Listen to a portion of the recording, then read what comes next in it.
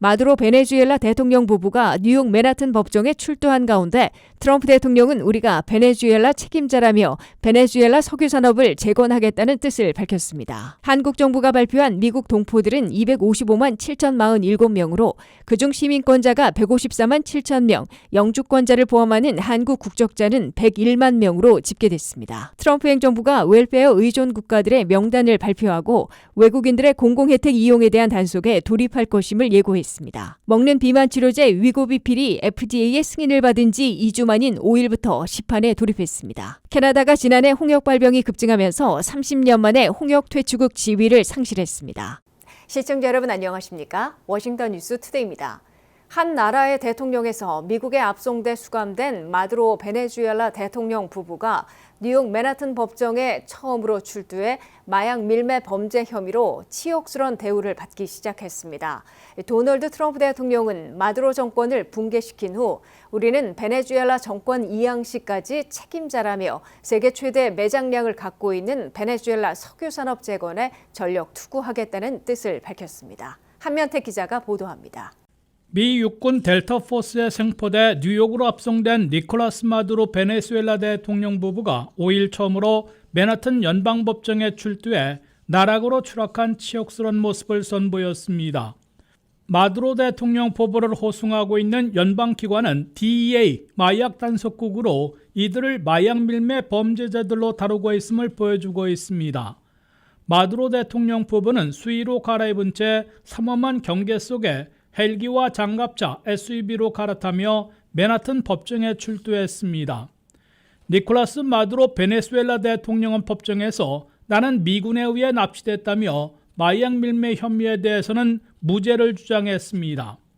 도널드 트럼프 대통령은 마두로 부부에 대한 처벌을 법정에 맡기고 후속 조치에 나섰습니다. 트럼프 대통령은 우리가 베네수엘라의 책임자, 석유를 다시 유통시키게 만들 것이라며 베네수엘라가 미국에 협력하도록 압박하고 석유 협력에 주력하게 될 것으로 강조했습니다.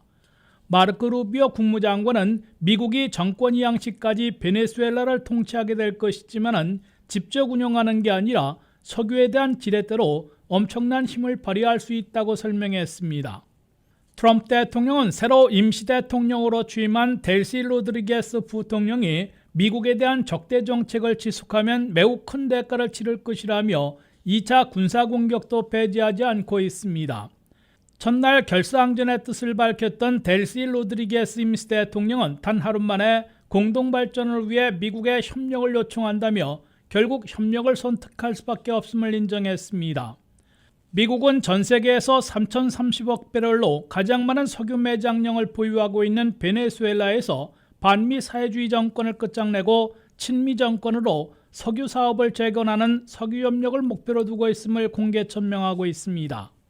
미국은 1999년 우고 차베스 정권이 석유 산업을 국유화하자 세브론을 남기고 모두 철수했는데 세브론 이외에도 엑슨모빌 등 미국 석유업계가 다시 베네수엘라에 진출하려 모색하고 있습니다.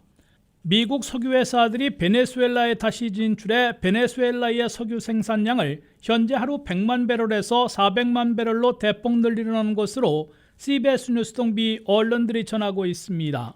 미국 석유회사들은 베네수엘라에서 석유 생산량을 하루 100만 배럴에서 400만 배럴로 늘리기 위해서는 10년간 1,000억 달러를 투자해야 할 것으로 석유 전문가들은 내다보고 있습니다. 그럼에도 베네수엘라의 석유 매장량이 중동과 페르시아만, 캐나다를 모두 합한 것보다 많아 세계 최대 석유 자원으로 꼽히고 있어 미국이 최우선 확보하려 하고 있습니다. 게다가 최근 베네수엘라가 하루 100만 배럴을 생산해 80만 배럴이나 중국에 수출하고 있어 대중국 통제까지 가능해져 일거양득을 겨냥하고 있는 것으로 해석되고 있습니다. WKTV 뉴스 한면택입니다. 이 한국 정부가 발표한 미국 동포들은 계산 방식의 변화로 255만 7,047명으로 전년보다 7만 5천 명 감소한 것으로 나타났습니다. 그중에 미국 시민권자가 154만 7천 명으로 영주권자를 포함하는 한국 국적자 101만 명보다 50만 명 이상 더 많은 것으로 집계됐습니다. 한국 정부의 재외동포청은 2025년 말일자로 발표한 동포 현황에서 전 세계 181개국에서 700만 6,700여 명이 거주하고 있다고 밝혔습니다. 가장 많은 동포들이 사는 곳은 역시 미국으로 255만 7,047명이 거주하고 있어 36.5%를 차지하고 있다고 재외동포청이 집계했습니다. 미국 동포 255만 7,047명은 전년도 261만 5,419명에서 1.06%, 7만 5천 명이나 줄어든 것이지만 실제 감소로는 단언할 수 없으며 연방 센서스 불참률을 26%에서 15%로 대폭 낮추면서 발생한 것으로 재외동포청은 설명했습니다. 미국 동포 255만 7천여 명 중에서 미국 시민권자는 154만 6,810명으로 집계했습니다. 이에 비해 한국적을 갖고 있는 미국 동포들은 101만 237명으로 재외동포청은 밝혔습니다. 한국적자들 101만 명 가운데 영주권자들이 44만 3,346명이고 일반 미국 거주자 52만 718명, 그리고 유학생 4만 6,174명으로 집계됐습니다.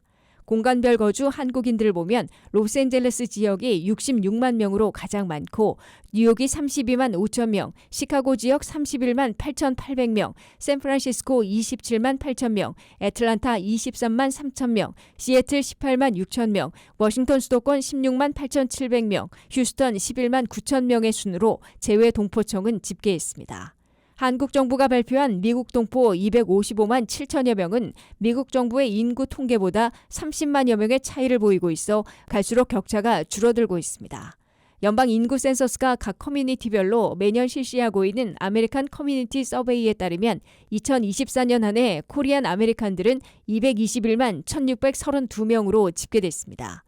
미국에서 태어난 미국 태생 한인들은 110만 5,500명으로 나타났고 외국 태생 한인들은 110만 6,140명으로 거의 절반씩을 기록하고 있습니다.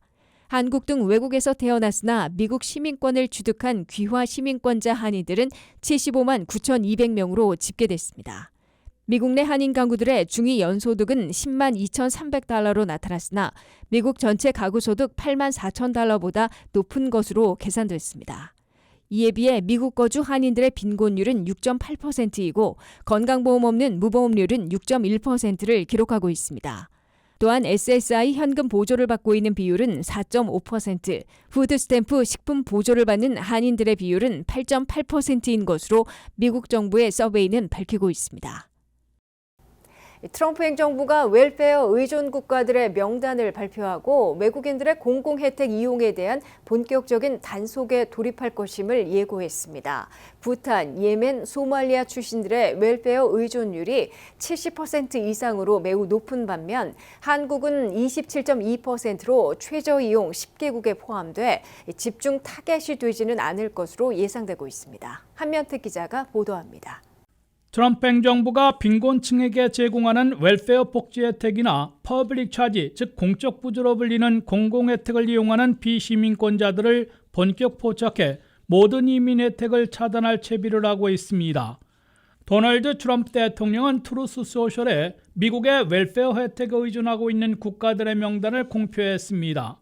120개국의 명단을 발표하면서 가장 웰페어 혜택의 의존율이 높은 국가로 1위 부탄이 81.4%나 기록하고 있다고 밝혔습니다. 2위는 예멘이 75.2%이고 최근 사기 스캔들에 휘말려 있는 소말리아 출신들의 웰페어 의존율은 71.9%나 되고 있습니다. 도미니카 공화국과 아프가니스탄이 68.1%, 이라크가 60.7%, 미얀마가 59.2%, 방글라데시 54.8%, 베트남 49.2% 등 높은 국가들로 분류됐습니다. 불법 체류자들이 많은 중남미 국가들 가운데 웰페어 의존율을 보면 엘살바도르가 55.4%, 멕시코 54%, 온두라스 52.9%, 쿠바 49.6%로 모두 높은 수준을 보이고 있습니다. 웰페어 의존율이 높은 국가들 중에 상당수는 이미 모든 이민 혜택이 금지된 여행금지국 39개국에 포함되어 있는 것으로 나타났습니다. 아시아 국가들 중에 가장 이민 인구가 많은 인도는 제외된 반면에 중국의 웰페어 의존율은 32.9%, 네팔은 34.8%, 파키스탄 40.2%로 나타났습니다. 이에 비해 한국의 웰페어 의존율은 27.2%로 가장 낮은 10개국 안에 들어갔습니다.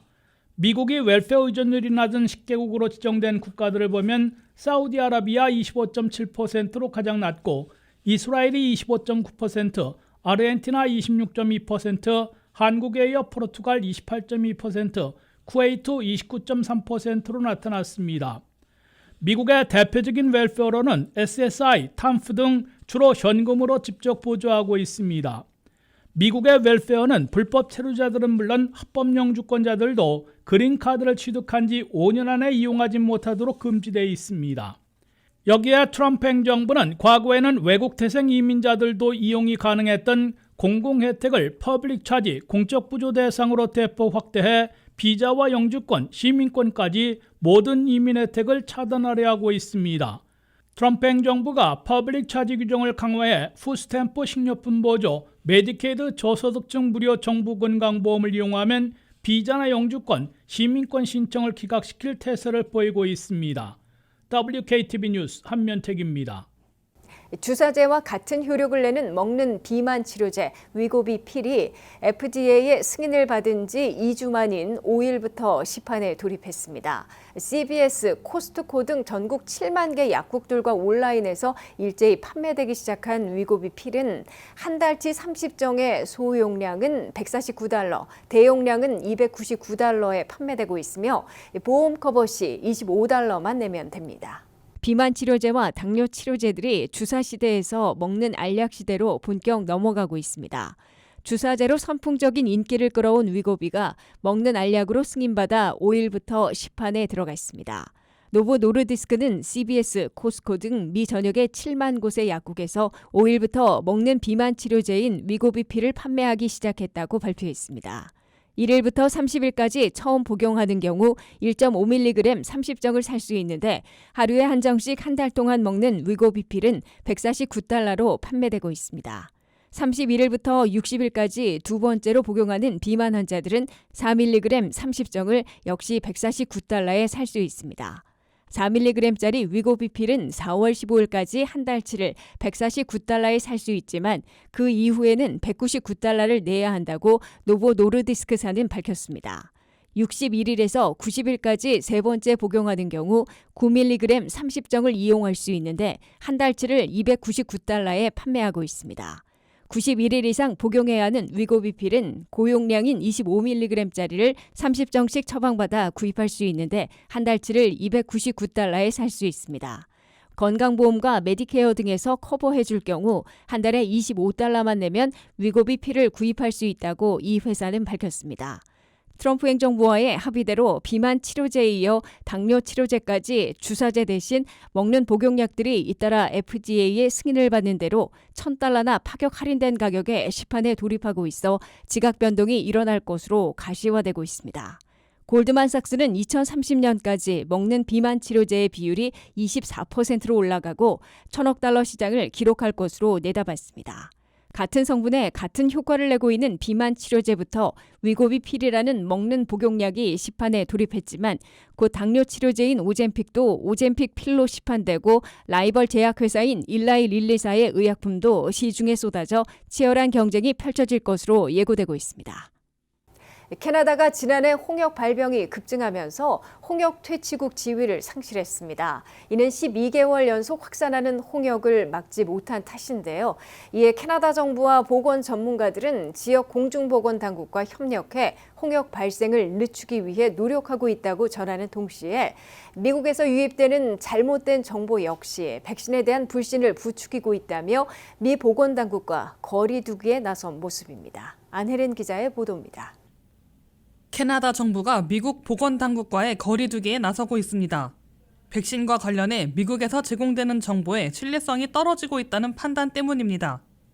캐나다 보건당국은 이러한 상황이 자국 내 백신 불신을 키우고 있다고 우려하고 있습니다.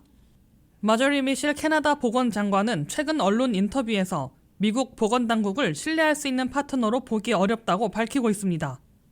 백신과 관련해 정확한 정보가 제공되고 있다고 보기 힘들며 그 영향이 일부 캐나다 국민들에게까지 미치고 있다고 설명하고 있습니다. 특히 온라인을 통해 미국발 정보가 그대로 유입되고 있다는 점을 문제로 지적하고 있습니다. 이 같은 발언의 배경에는 캐나다에서 다시 확산되고 있는 홍역 상황이 자리하고 있습니다. 지난해 캐나다에서는 홍역 환자가 5,000건 이상 발생하고 있으며 이로 인해 캐나다는 홍역 퇴치국 지위를 상실하고 있습니다. 홍역은 예방접종만으로 충분히 막을 수 있는 질병이기 때문에 보건당국은 백신 기피 현상을 주요 원인으로 보고 있습니다. 캐나다 정부와 보건 전문가들은 미국에서 퍼지고 있는 잘못된 백신 정보가 국경을 넘어 캐나다 사회에도 영향을 주고 있다고 분석하고 있습니다. 실제로 미국 질병통제예방센터 산하 자문기구는 최근 수십 년 만에 신생아 B형 간염 백신 접종 권고를 폐기하고 있으며 로버트 케네디 주니어 미국 보건장관은 백신 안정성 연구가 충분하지 않다며 백신과 자폐증은 무관하다는 기존 입장을 재검토하도록 지시하고 있습니다. 이런 흐름 속에서 캐나다의 백신 접종률은 이미 하락세를 보이고 있습니다. 코비드-19 팬데믹을 거치며 아동 예방접종을 받지 않는 비율이 점차 늘고 있고 부모들은 백신 안정성에 대한 우려와 효과에 대한 개인적 불신을 이유로 접종을 거부하고 있습니다. 최근 여론조사에서는 백신을 신뢰한다는 응답이 70%대에 머무르고 있으며 백신을 신뢰하지 않는 응답자 가운데 일부는 미국 정부 웹사이트를 주요 정보 출처로 활용하고 있는 것으로 나타나고 있습니다. 캐나다 정부는 이러한 잘못된 정보가 공중보건에 직접적인 위험이 되고 있다고 보고 있으며 미국과는 분리된 기준으로 백신 정책과 정보 제공을 강화해 나가고 있습니다. WKTV 뉴스 안혜린입니다. 이상으로 워싱턴 뉴스투데이를 마치겠습니다. 시청해주신 여러분 고맙습니다.